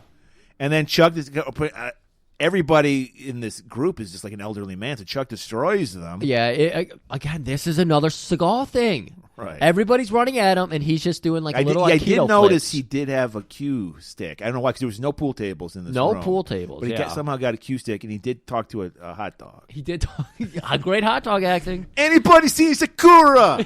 Anybody seen Sakura? Oh, man, so... And he destroys everybody. He's like, can I go now? And Dog is like, I guess. Yeah. You just destroyed my whole fucking army. My whole thing is about like recruiting people, and you just made me look an asshole. But... Yeah, like Doggo steps away from his desk, and Aura kind of sneaks in behind him and looks down at the folder where they had Steve Colby crossed out, and they have Scott James written in. So she's like, oh, I'll file that name away. So Doggo, he immediately runs to Sakura because he's like, this is his brother. Everybody knows they're brothers, apparently. Yeah. And he's just like, look, I'm just warning you. Your brother's looking for you. Yeah. And we don't hear from Sakura. He's just talking into the phone. Yeah. And he's like, you want the final say? You got the final say. Apparently, that means let Scott James in. Right. All right, and then we go back to the city. We're done with the ninjas. Well, the ninja recruiting squad, the sub recruiting squad. This is like audition 2. Yeah. Yeah. So we're back to Justine. She's got that full-length mink on. Oh, looking great, walking downtown. Got And she- AJ on a leash behind her. Right, because she's just like, oh my God, AJ. She's like, I can't use my puss on Scott. He's immune to it. So I'm going to use all my feminine wiles on AJ to get this horn dog to do what I want him to say. Yeah. And so it just so happens that all of our main characters are like right next to each other, but Chuck's in a building with McCarn, and AJ's outside just, again, on his hands and knees being pulled through downtown on a leash by Justine. I don't think She's got him is whipped. he in a, I thought, because McCarn's always lurking everywhere. He I is. think because he's doing the bodyguarding work for Justine, right? Yeah. So That I was thought he just explained. meets Chuck outside. Did he meet him in a room? I thought he just runs up on Chuck. It's like, hey. They meet in, it looked like a train station that they Okay. met in, and they're, we'll go inside to them right now. And McCarn pops up behind a newspaper with a couple eye holes cut out of it. He's that kind of old school. Right. So he pulls that down. He's like, "You planning on leaving town before meeting T-Board, another character that's completely new?" And Chuck, he funds the ninjas. So we got a new funder for the ninjas. New character being When you hear involved. ninja, what do you got to do? You got to go back to the fucking Octagon. We just came back from there. Well, we got our new recruits, but we don't have our new recruits because the Irish guy's still there and George Eastman is still there. Yes. We just saw them leave, and they're already back. They couldn't leave. The gruel And was too they're good. at the mess hall, and fucking, we all know that the Irish guy loves his melons, and George Eastman got the last slice. Yeah. So a fight breaks out. Yeah, they got the plastic trays that you put all your food on. So he takes that tray and he fucking hits George Eastman over the head with it. So like you said, there's scrum going on. They're rolling around the ground. There's fucking melons being thrown everywhere, and they pop up, and one of the ninja guards comes over, and George Eastman, I think, steals his sword. Okay. So yeah, he pulls a sword on our Irish guy, and everyone's like, "Oh fuck, we can't have that kind of shit going Well, yeah, on." evil Pat Morita's like, Hood, take care of this. We're looking bad here. I They're think, trying to get a business off the ground. Is I what think I'm they guessing. stopped him, and he's like, "No, he's got moxie. We like that." I thought they were into that kind of thing. Sure, I don't know. They let him live. I know that much. They broke it up though. Hood broke it up. So we go back to Chuck again, who apparently Tibor. I gotta believe a fur manufacturer gave some money to fund this movie because there's It a had lot to of be. fur coats in this movie. A lot, and now we're going to his warehouse, Right. where we're meeting this. Well, he's giving a fitting to a woman. Yeah. And he's like, "I like the cut of your jib, Mr. James. You'd look great in a raccoon fucking." and he's like, "Why don't I check your inseam?" Yeah. So they go off in the other room, and we meet Tibor, who is a furrier and a supplier of funding to ninjas. Apparently, Chuck just starts hitting him with info, but all of our exposition, clues and leads, they're just so Well, meandering. Tibor's like, "Well, did you talk to Dogo?" I was like, "Yeah, I just talked to Dogo a minute ago." And he told him I'm supposed to talk. Exactly. It's cross wires. It's so stupid. It's so why cheap. the scene is there? Why do we need to know who Tibor is? We don't. Again, all of his clue gathering scenes are nothing. There's no okay, go here now, go there now. It's just letting more people know that he's onto Sakura, and that ends up working. But it's frustrating. It's not fluid. Well, we It's get a frustrating. little word of wisdom from Tibor. Tibor apparently, I think he's Jewish because he said he got involved because of Munich. Yeah. So he's pure about it, and he's just like, "Look, my friend, before you go out and save the world, realize the world doesn't want to be saved." Oh, you see, that sets Chuck off. So he's like, I can't listen to that kind of pessimistic view of the world. So he goes to the gym, takes his shirt off. He's got to pound that bag, pound the fuck out of it. He took his shirt out. Look, he's wearing his shirt because he was so hairy. And Shark is like, "Hey, Chuck, where you been, Scott? I need you for my mud show. Cash up front. Got $50 for you right here." And he's like, "No, sorry. I got to hit the bag." Yeah. So we go to get another flashback. Yep. And his brother now, Sakura, they're still teenagers? I think this was a little before they're falling out, obviously. Yeah. So Sakura is learning how to use a weapon called a kama. It's like a. That's what it was. I meant to look up what it was called because Yeah. it is used a lot. Well, that's why I put it in the notes there. Yeah. But it's like a 16-inch stick with a curved blade, kind of like a scythe blade, but shorter.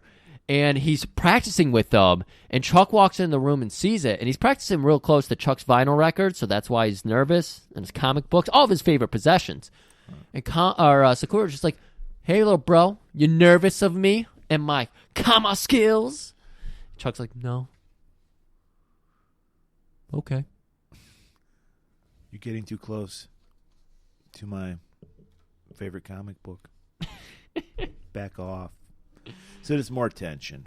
We just. I don't. So we cut over to Aura. She's at Dogo's compound, and she's looking through those files. She's rifling through those files. Yeah. Looking Ninja for- school. I went to ninja school. That's where I learned. Looking a for rifle. Scott James. You went, yeah, but unfortunately you went to this ninja school. It's horrible. You know, I've noticed your melon cutting skills are on point, Griff, but everything else is awful. Beautiful spread of melons. While she's going through it, Cowboy shows up. He's like, hey, what are you doing? She's like, none of your fucking business. You're on that Scott James. I saw you staring at his fucking bulge. I know what's going on. You're going to turn on us. And she's like, I'll turn on this, and then kicks him in the dick. And then that's all she learned in ninja school was kicking a dick. Yeah. And then she takes off. Yeah, she jumps in his Ford She just truck fell and in takes love. off.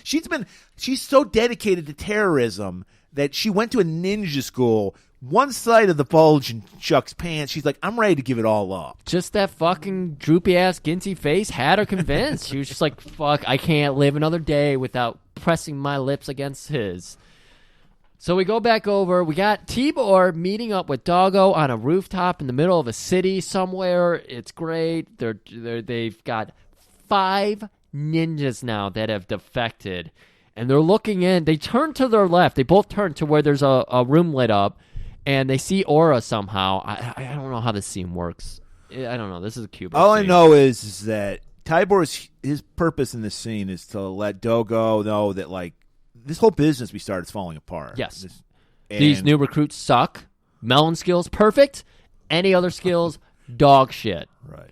And and like I said, they've got recruits turning on them now. So Chuck shows up at the hotel / apartment / whatever. Yeah, he's camping out here, that's for sure. And he walks in, or Aura's holding an Uzi on him. And she immediately goes, why am I doing this? This is not, we're not stretching this at all. This is exactly what Aura says. Like, you could take this away from me so easily. Yeah. She just got out of ninja training. Well, we learned that ninja training ain't so great. Yeah. But still, she's like, she just throws it on the bed. She's like, you would kick my ass, no problem. Immediately. Like we said, she was persuaded just by looking at a Polaroid, an awful Polaroid, terrible lighting, you could barely make out Chuck's face. That alone had her convinced. But now we've got, she's standing. She heard about those tournaments. Yeah, she's standing 20 feet away from the man. And the heavenly beauty just shining off Heavenly him. glory? The heavenly glory. She just puts the gun down and was like, I could never defeat you. Oh, my God. And so he's like, of course you couldn't. And while that happened, we hear a knock at the door. It's Justine in that full-length Yeah, they're man. like sitting at the couch, and he's like, let's rap about this real quick. I'll pour us both some prune juice, because he's an 80-year-old man. Well, he's Vinny's got to keep that. Got to keep it regular. Yeah, man. And so Justine's like, who is this hussy? Are you guys drinking prune juice together? Are you getting ready to fuck? And he's like, you know I don't fuck. And she's like, oh, I bet. And she just runs out. Oh, my God. And well, she tells him, I think AJ's going after Sakura. All because you're a bitch.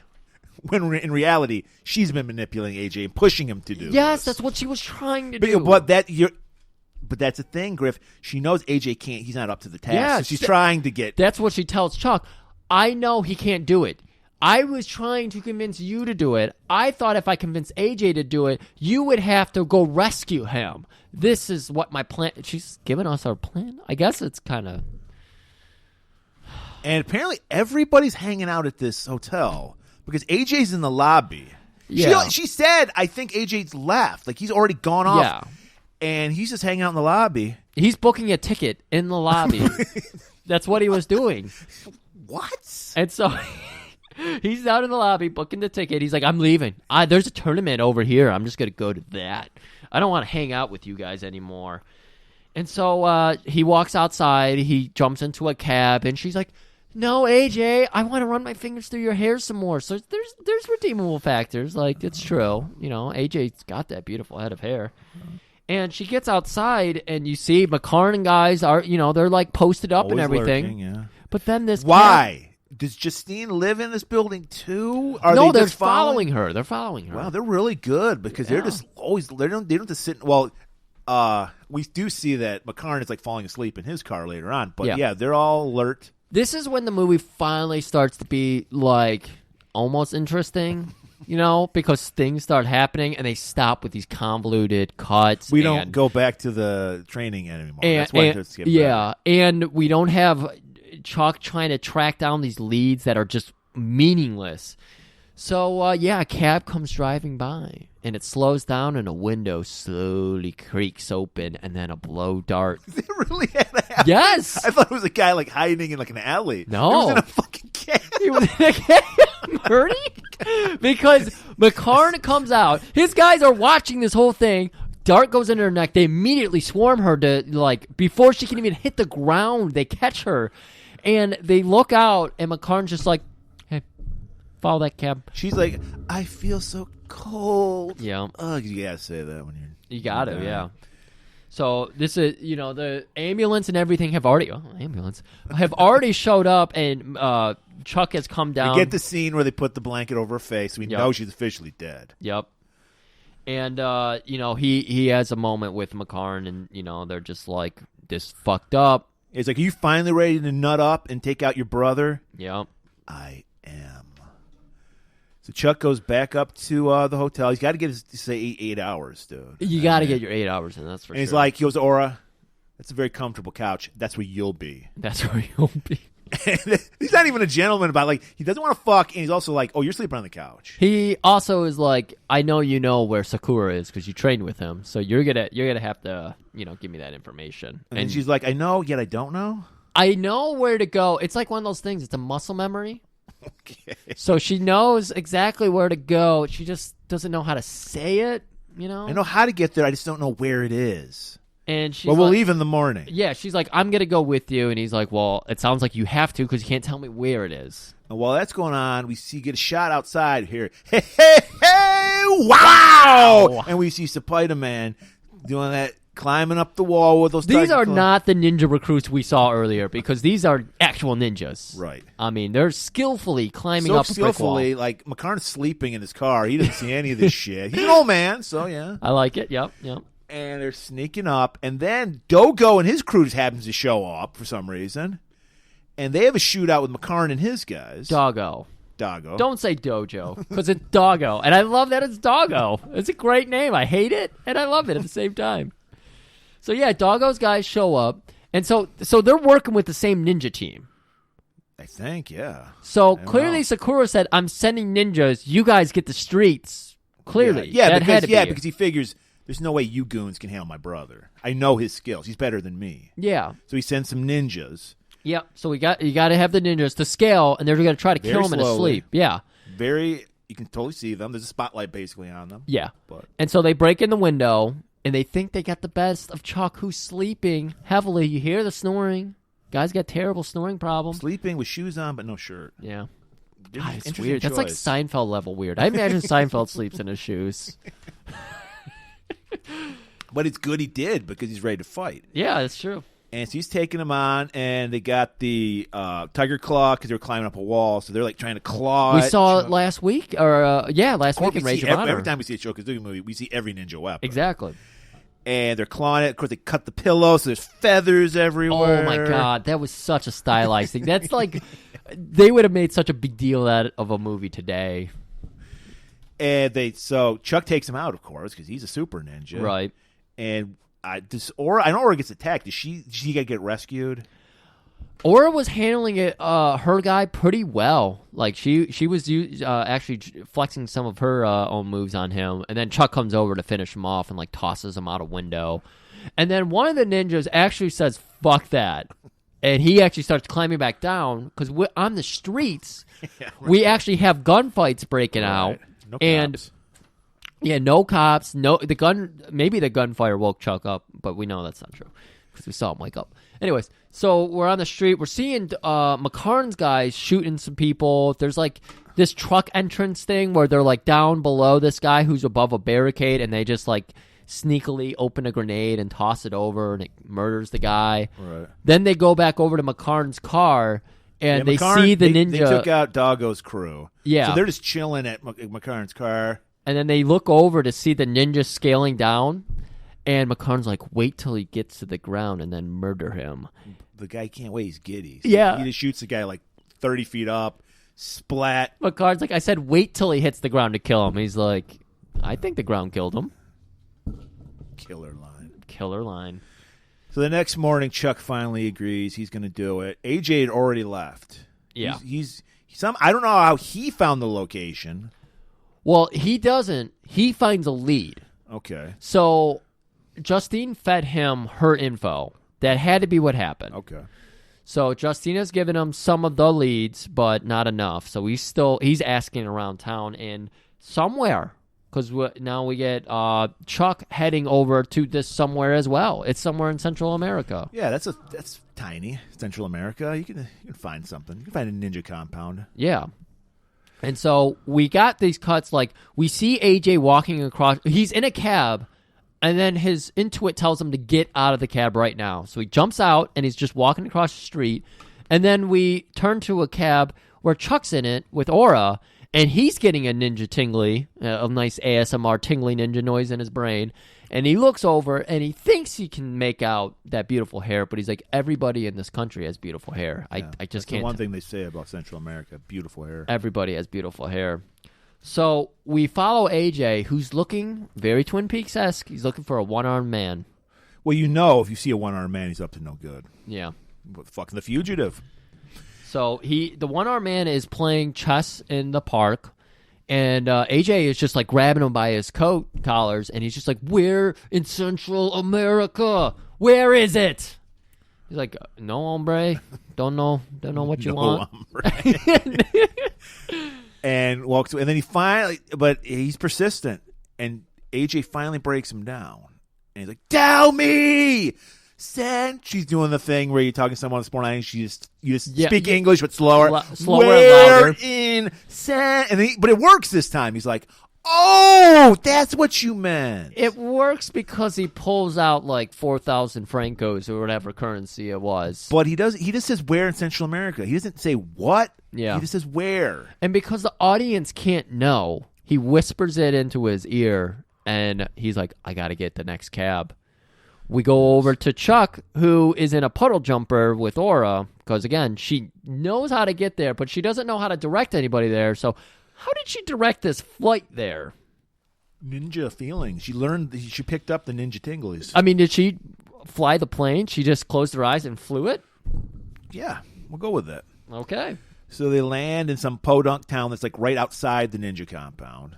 They're going to rest up for the night. You don't want to attack a fucking ninja compound without your 8 hours and an empty stomach. Of course. They brought some Vinnies with them. That stuff stays good. It does. As long as you keep it in the foil, it stays good for at least a month. You can even heat it in the microwave and it tastes just like off red. That's how amazing Vinny's is. Oh, man. Doesn't get soggy. None of that shit. No. I don't know how he does it. The chips are crisp. Still crisp.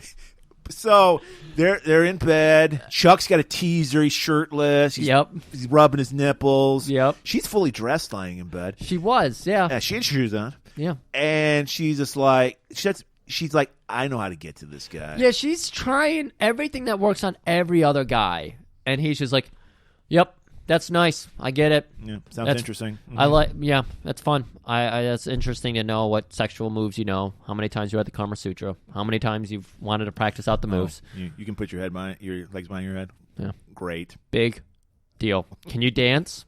You're not very mediocre looking. You're kind of really gorgeous. I'm not into that kind of thing. Yeah.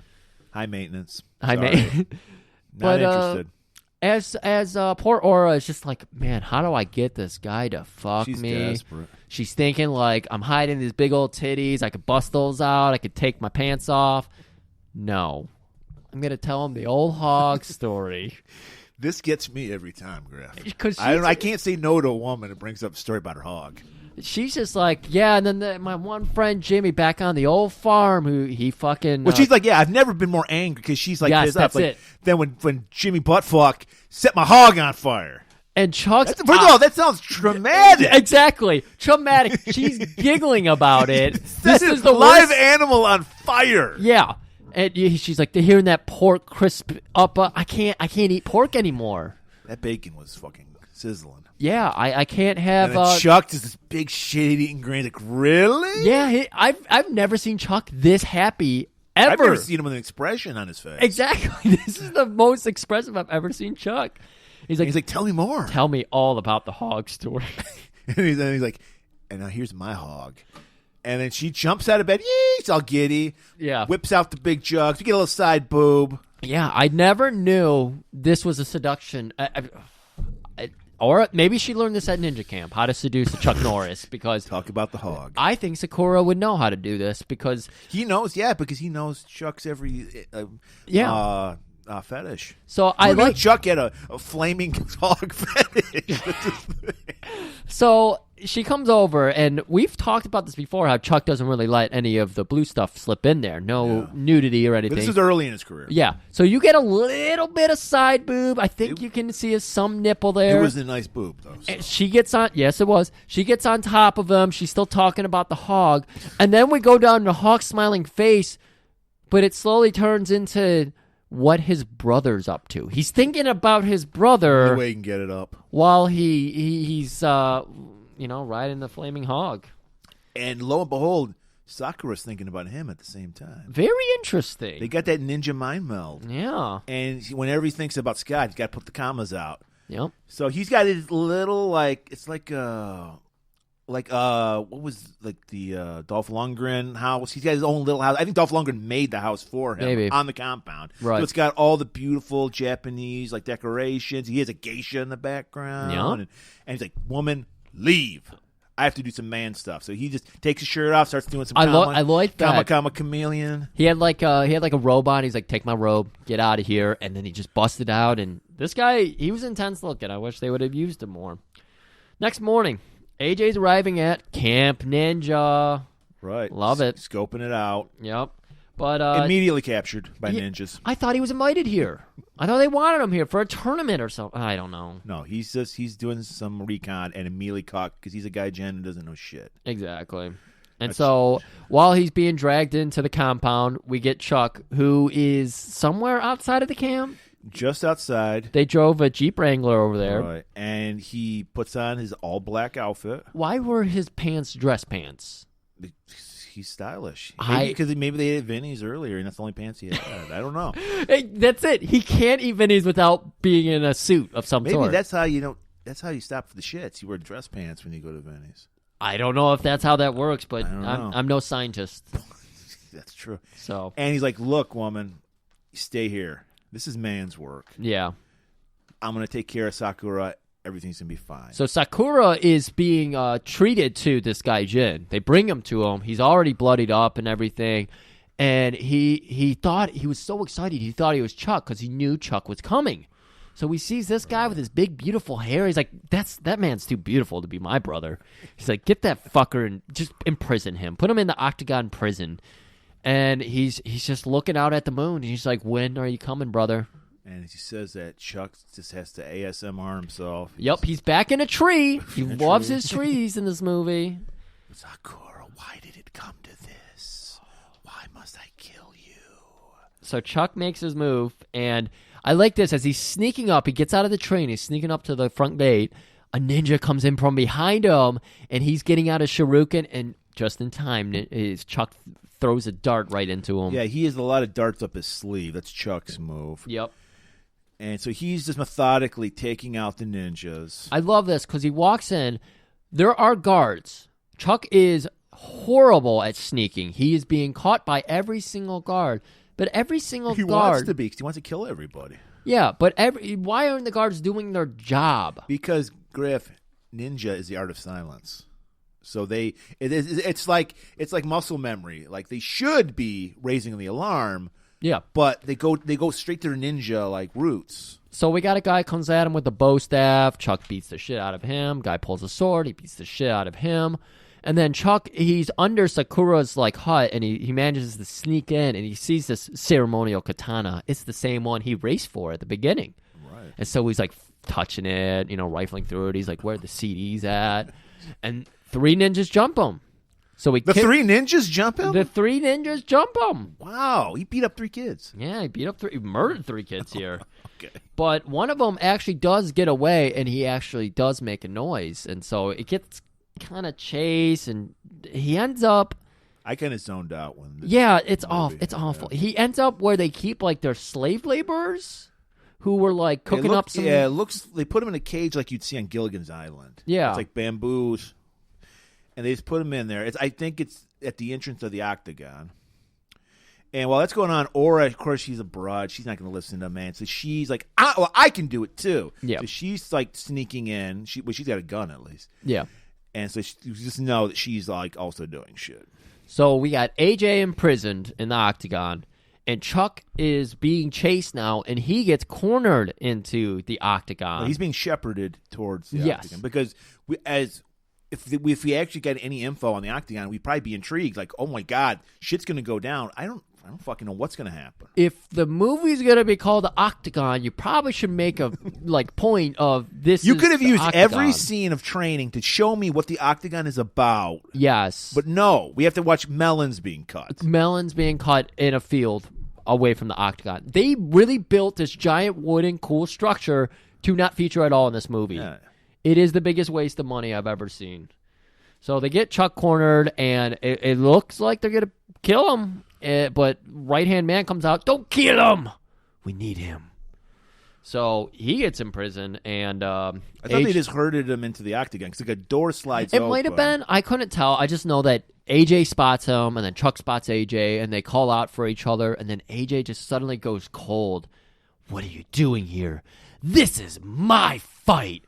And then Chuck goes into his ASMR mode and goes, I thought he was my brother. My victory should be good enough for him. What? AJ is just like cucked so hard by Chuck. He's little brother to big brother. Yeah, he's just like, he's my baby brother. I'm supposed to chew his food and spit it into his mouth. Like, what the fuck is this? Victory should be your victory. Enough. I think I found a new lease on life. I'm going to make money doing this shit. So Chuck is finally unleashed. Not released, unleashed into the Octagon. Yeah, this is the fucking Rorschach moment. It's very American Gladiators. Yeah, a little bit. There's pugil sticks. It would have been. I would have accepted the Octagon if this was the last. We're at like 20 minutes to the end, Right. and the Octagon makes up 3 minutes of it. It's like you didn't even blow your load here. Right. This would make a great video game though, because we get like the koi pond with the little squares, little islands. You got to hop on. So he's got ninjas popping out of the water, grabbing them, and he's like tiptoeing across telephone poles and everything. But he's just simply beating ass. It's boring like Chuck is. Heads into the second octet, and there's just little walls everywhere. So people are popping out like, whack-a-mole style, and he's just punching them, kicking them in the face, and he quickly gets into the third, which is just kind of like a pig pen. Maybe he was thinking of that hog on fire. I'm totally spaced out at this moment. It's awful. And this is where AJ, he has been tied up to the top of the Octagon with Sakura. Yeah. And Sakura's got his commas on him and just kind of slightly just like cutting little of the bits. hair, Yeah. He's smelling it. Yeah. It's kind of creepy. And Chuck is like forced to watch this as well. But he's just easily taking everybody out. And then finally, AJ, he like breaks free and he does something. And that sets Sakura off. He's like, no, we're not playing this game. I think he broke free and said, watch out. And Sakura's like, I'm not having that. So he finally fucking killed him.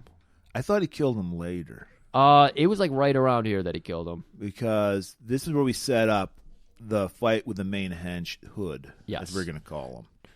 So Hood comes out, and I think they both have samurai swords at this time. Yeah, they probably did. They fight with swords. Of course, Chuck disarms Hood, so Hood pulls out some sais. That was his weapon. Was the sais, and so he's twirling him around and shit. And he gets in every fucking move, and we found out GMSI, get my shit in. That's what it stands for. And so he's getting his shit in, And finally, he gets Chuck to the ground, and Chuck gets his sword knocked away. And you're like, oh, shit, Chuck's fucked. He doesn't have his sword. He kicks a sai away and pops back up. And in that pop-up, he grabs his sword again. So now he's going one sai against the sword. And you're like, well, Chuck's advantage. And fucking Hood turns the tides again, and they both lose their weapon. Then they start fucking tumbling around on the ground. And Chuck... Yeah, because AJ's still alive because he screams, look out. Yes. Okay. Yeah. I was kind of mixing the two just because this hood-to-hood fight is so stupid. So they disarm each other, and Chuck, like, kicks him into... like I said, there was the hay men, and then there was that one big stack of hay. This happens also in the final fight. They both throw weapons at each other. Hood throws a shuriken. This is why he calls to look out. Because Chuck roundhouse kicked him into this weird, large hay structure, and Hood just disappears into it. And Chuck's like, okay, I won. That's it. He's got honor. He's a ninja. Right. Ninjas are honorable. No, they're not. So he's just dead. And AJ's like, he's not dead, you fool. I keep trying to tell you, roundhouses don't kill people.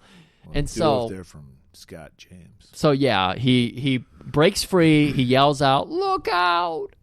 Chuck turns around. Are you sure it was him or was that Dio? Look out! Look out! So they exchange. Chuck takes a shuriken like just above the heart, and he goes all the way through, so he's fine. It's fine, yeah. And Hood takes one of those little darts that he has in his sleeve. Yep. And then somehow a torch falls over onto the hay structure, and that just gets engulfed in flames. And Chuck drop kicks the guy right into the fire. Well, this is where we finally see AJ get murdered. Yeah. And so Chuck is distracted by that. And in the background, we see behind Chuck, Hood coming out, man on fire style. He looks like the Michelin Man because they have so much shit on this guy so he won't really burn. And then he just died. I would have loved to see Chuck kick him again, but no, he just falls over and dies. So the rest of the ninja recruits at this point have mutinied. Well, because Aura, she's yeah. like, what are you guys gonna side with these ninjas? Well, they have been training us and been very nice to us. I know how to cut melons feed now. us. And then Great it's healthcare. And then she's like, what are you? A pussy. Ooh. And that just I ain't no pussy. And they just immediately turn on the ninjas. Yeah. So, all right. And also, they were so impressed by looking at what Scott did. They were like, I have to side with this guy. Right. Exactly. They see that awful mustache and faceless emotion of his. So, yeah. So, all hell's breaking loose. Fucking... Sakura finally jumps down into the pit. It's time to get it on. Or is it? Because Chuck's surrounded by his ninja guards, and Sakura and him are kind of sparring a little bit, but Sakura keeps running away and keeps leading him somewhere because he knows else. who the better man is. Oh, for sure. So we got Chuck just continuing to chase after him. Because he needs the proper setting. He's luring him into Sakura probably has thought about this his whole life on how to beat Chuck. So he's like, I got to beat him in the woods. Yeah. That's where I know his weakness is. Right. So that makes sense. He's luring Chuck away. Meanwhile, Aura's like, hey, drop some gasoline there, do this. Yep. She's exploding the whole place. Well, she tells these guys, all right, I'm gonna start this truck up. There's some gas in the back. Just dump them off, let it leak out. She runs the truck into the Octagon. Yeah. And then she lights the gas, blows the fucking Octagon up. Oh, my God. Such a waste of money. So the whole compound goes up in flames. So this is it. This is the final fight between Sakura and Scott. So out in the woods, they meet up. They both have their swords ready. They're about to clash steel. And he's got his commas. So it's comma versus sword. Yeah. And so, Chuck tells him, you don't he whispers it to him. God, why? You don't torment me anymore. I'm going to kill you. So great echo effect you did. Well, I have to because no one's going to hear what you said. Every time you whispered, no one knows what the fuck you said. So Chuck... Why is that? Maybe if you put the volume up. All right, so Chuck, Sakura, let's get ready to rumble! Very boring fight. Yeah, Sakura charges at him once. Chuck falls to his back, flips him over his head, and then Sakura disappears. Mm-hmm. He turns around, Sakura's gone. So then he chases him into the woods some more. He goes to some high ground. Sun is coming up. Sun is clearly coming up here. In a minute, it's going down. But yeah, sun's coming up. Chuck's up That's on what this it hill. felt like watching this fight. And then you just see a silhouette attack him. And you hear Chuck, like, screech out. And then you see Aura reacting to it. They do the classic move where you see someone struggling with a knife, and you think, who got stabbed? Yeah. And, of course, then we see our man Chuck pull the fucking samurai sword out of Sakura's body. Didn't get touched at all by those kamas, even though they're right on his throat. Yep. And then fucking sun goes down. We just see a silhouette of Chuck in the fucking... No, this is where we see the sun's rising now. So 12 hours quickly elapsed, and now the sun's sun rising. went up first. So now it's going down. Either way. And that's it. It's cut right to the fucking credits. No epilogue. No, like, in the back of an ambulance with a blanket over the shoulders.